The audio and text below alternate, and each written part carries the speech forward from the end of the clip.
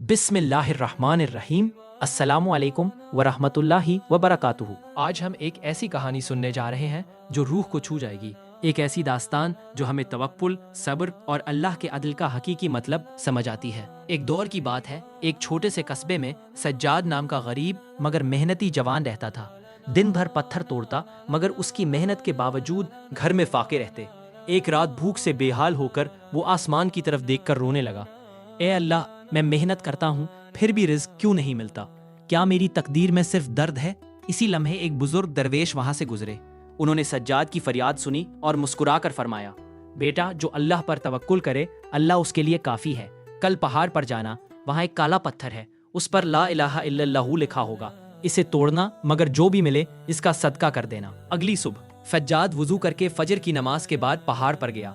उसे काला पत्थर मिला। जब उसे तोड़ा तो अंदर से सोने के सिक्के निकले और एक चमकता हुआ कीड़ा बोला, मैं 40 साल से यहाँ हूँ, रिस्क अल्लाह देता है, तेरे सब्र ने तुझे नवाज दिया।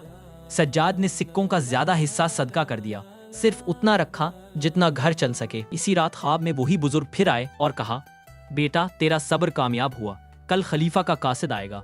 वाकई अगले दिन कासिद आया।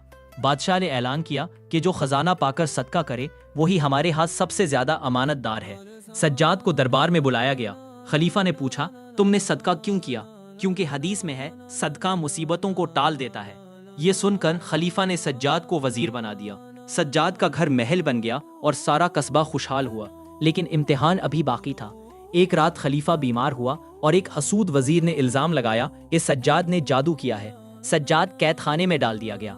वहां वो रोते हुए कहने लगा, या अल्लाह, मैंने तो तेरे हुक्म पर अमल किया, फिर ये इम्तिहान क्यों?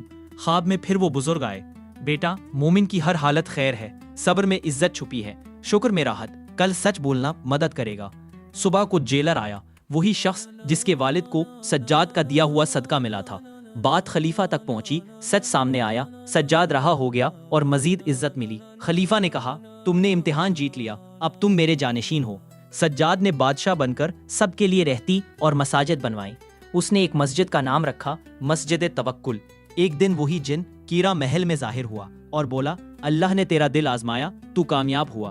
फिर नया इम्तिहान आया, जंग का ऐलान, दुश्मन ताकतवर, खजाना खाली। मगर सज्जाद ने कहा, याद रखो, फ़इन्न माल उसरी युसरा, मुश्किल के साथ आसानी है। सज्जाद ने दुआ की, सब्र किया। अल्लाह ने ऐसी तदबीर बनाई कि दुश्मन का खजाना खुद खत्म हो गया और सज्जाद की फौज को मदद गैब से मिल गई। जंग जीत ली गई। सज्जाद ने 3 मीनार वाली मस्जिद बनवाई, एक निशाने रिज्क की, एक सदका की और एक दुआ की। आखिर में सज्जाद कहता था, रिज्क अल्लाह के हाथ में है, दुआ दरवाजे खोलती है और सदका तकदीर बदल देता है।